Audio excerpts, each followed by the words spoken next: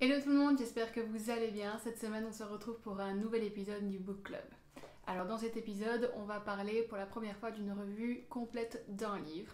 Et il s'agit de Qui a piqué mon fromage de Dr. Spencer Johnson. Alors j'espère que le concept va vous plaire et que ce type de vidéo vous plaît. Si c'est le cas, il y a d'autres book clubs dans ma playlist, donc n'hésitez pas à les checker, je vous le mettrai dans le petit i. Et n'hésitez pas aussi à me dire en commentaire si ce type de vidéo vous plaît.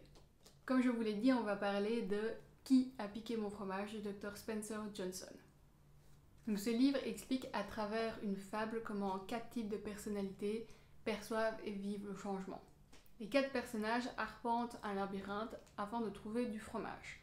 Alors ici, la métaphore est clairement sur le fromage. Donc oui, il s'agit bien de nourriture pour eux, mais c'est aussi plus que ça. Ça représente un aspect aussi spirituel comme le bonheur. Certains le voient comme la prospérité, le travail, la santé ou même l'épanouissement personnel par exemple. Donc les 4 personnalités. On a Flair. Donc elle, c'est une souris qui décèle directement les changements dès ses premières manifestations. Ensuite, on a Flèche qui se précipite. C'est une souris aussi, elle va directement dans l'action. Finalement, on a 2 personnages qui sont des mini-gus. Alors ça, c'est une sorte d'humain, mais à taille de rongeur de souris, quoi. Ça reste quand même, il le décrit dans le livre, une intelligence supérieure, en tout cas aux simples souris. Alors, dans les mini-gus, on a Polochon, qui, lui, redoute et rejette le changement. Donc c'est vraiment le personnage qui s'y adapte le moins, qui le craint le plus, qui craint qu'il lui cause des torts. Et finalement, on a Baluchon, qui est l'autre minigus, et qui lui s'adapte à temps, dès lors qu'il comprend que le changement peut être bénéfique pour lui. Alors concrètement, dans la fable, ils se réveillent tous tôt le matin, ils arpentent le labyrinthe dans une quête de fromage. Alors ils trouvent souvent des bribes par-ci, des petits morceaux assez pour survivre et vouloir continuer. Alors un jour, ils tombent sur une grande quantité de fromage. Et c'est à partir de ce moment-là que les 2 groupes, souris et minigus, commencent à agir différemment. Donc les souris, elles continuent à se lever tôt, à garder leur basket autour de leur cou au cas où, c'est-à-dire qu'elles les ont au pied et puis après elles les attachent avec les lacets autour du cou pour être prêts à réagir directement. Elles regardent clairement tout ce qui se passe autour, elles sont à l'affût de tout changement, elles décèlent tous les petits changements entre aujourd'hui et la veille, donc elles restent clairement sur le qui-vive. Par contre, les minigus, eux, ils flânent. Alors le matin, ils prennent leurs aises, ils sont un peu à l'abri de tout. Donc ils arrivent un peu plus tard pour le fromage, pour en récupérer pour le jour.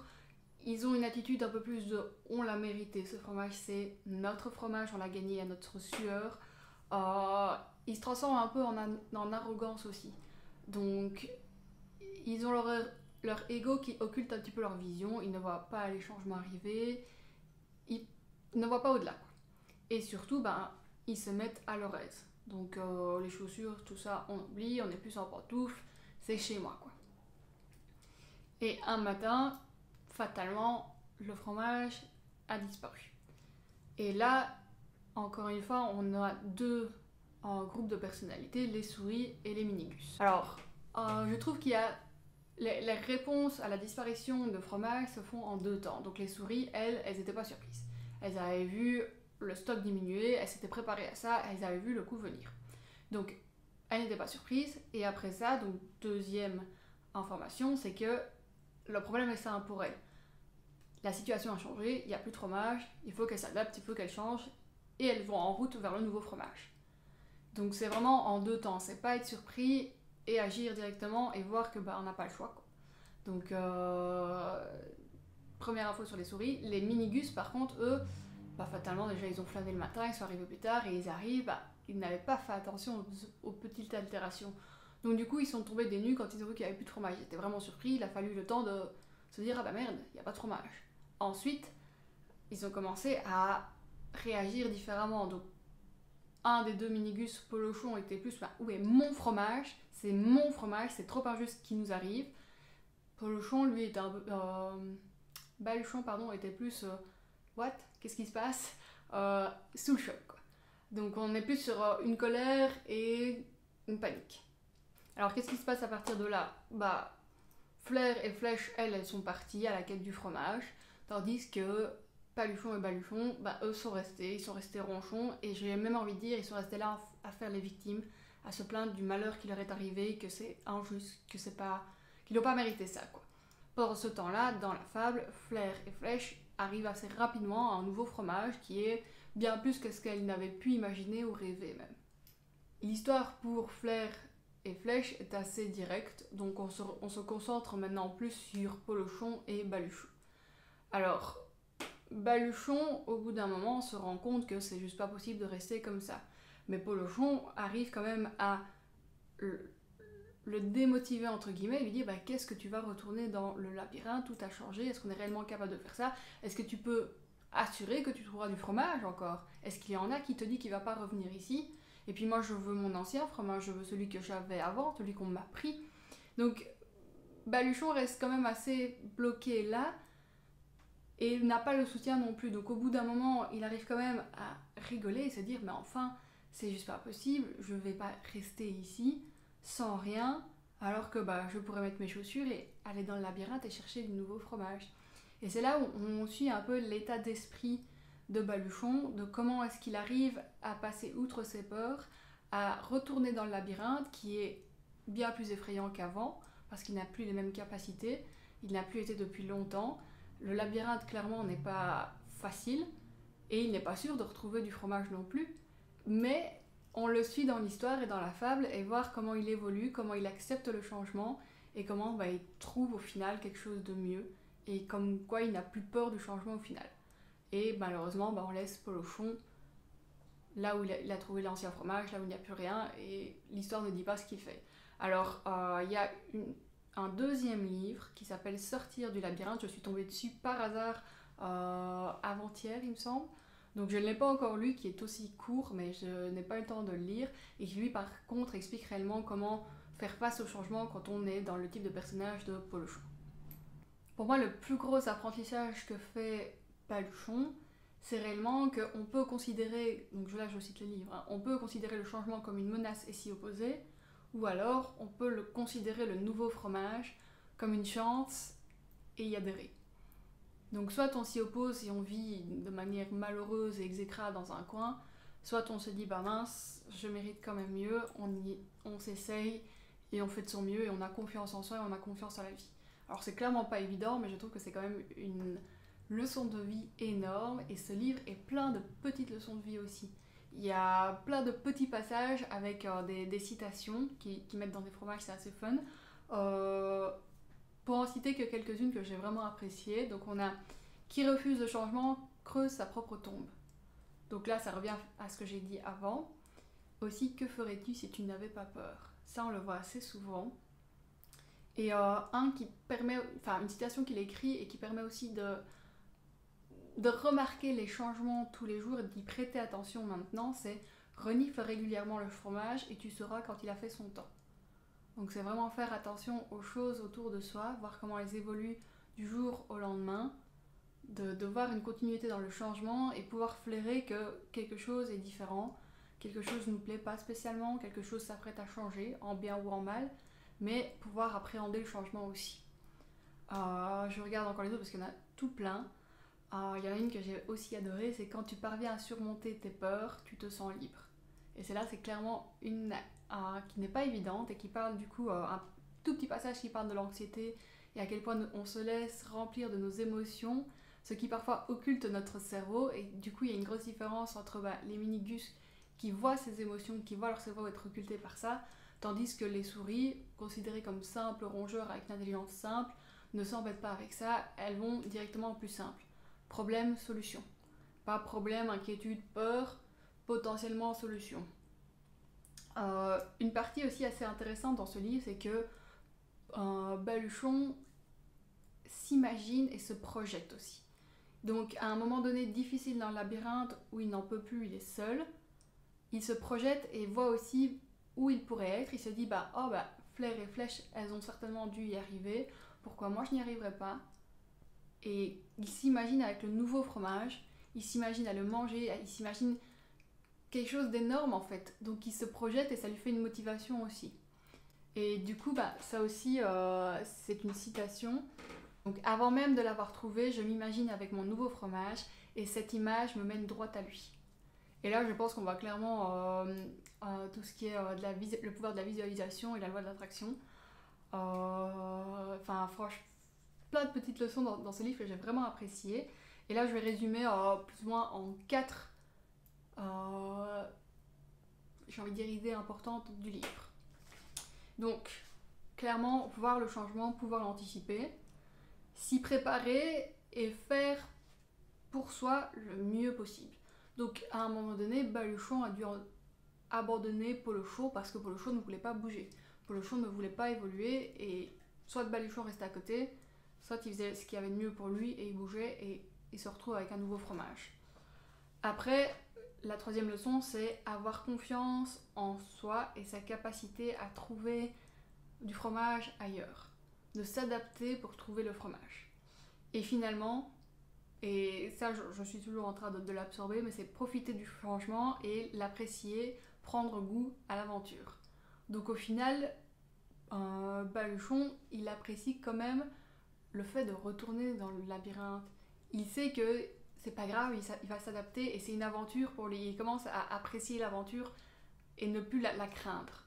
Donc pour moi, ça c'est les plus grosses, les 4 idées principales du livre, en dehors du changement en lui-même et comment l'appréhender. Alors mon avis sur le livre, directement j'ai bien aimé sa taille. Je sais pas si vous voyez, mais ça ne fait pas 300 pages. Donc on est à, je sais plus moi, une centaine de pages. Oui, 100 pages, 105 pages, écrit en grand. Il y a une partie en fait un petit peu au début et quand même de une vingtaine de pages à la fin sur la discussion autour de la fable. Donc on part sur une discussion d'amis qui se retrouvent longtemps après leurs études je pense, et il y en a un qui raconte justement cette fable et après ils se retrouvent pour en discuter et dire moi ça s'applique comme ça dans ma vie.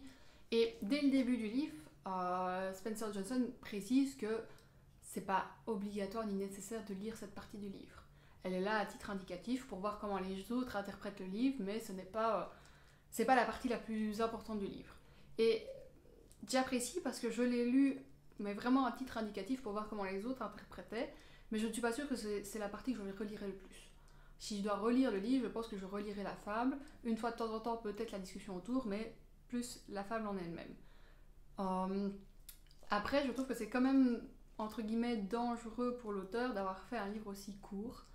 Les gens peuvent juste se dire est-ce que je vais dépenser 15€ pour aussi peu de pages, mais en même temps je trouve que l'information, je préfère avoir un truc court, précis et aller droit au but que 300 pages qui répètent la même chose, les mêmes phrases, les mêmes concepts pendant 300 pages. Alors là je ne dis pas qu'ils répètent pas les mêmes choses, mais on est quand même sur un court nombre de pages et il les répète assez que pour qu'on puisse les visualiser dans un autre sens. Mais c'est pas du réchauffer chaque chapitre quoi. Et j'ai adoré le fait que ce soit sous fable parce qu'on s'en souvient. Je peux raconter l'histoire sans avoir écrit un résumé à côté et passer à côté de la plupart de l'histoire. Alors oui, il y a des détails dont je ne me souviens pas directement, mais l'histoire reste en tête quand même. Et je trouve que ça permet un apprentissage plus rapide et plus facile. Un autre avantage aussi de sa taille, c'est que fatalement on peut le lire plus facilement, plus rapidement, on a plus... Enfin moi j'aurais plus tendance à vite le relire en me disant oui mais les cours c'est pas grave, et du coup je peux plus en tirer des leçons que des gros livres de 300 pages où si j'ai pas de résumé, voilà quoi. Donc encore un avantage sur sa taille. Alors quelque chose que j'ai un peu moins apprécié, c'est la taille des discussions autour de Flair et Flèche. C'est-à-dire que à part dire que ce sont des rongeurs, qu'elles ont une capacité, une intelligence limitée à cause de ça, donc du coup elles ne se prennent pas la tête et font vite action, problème, solution.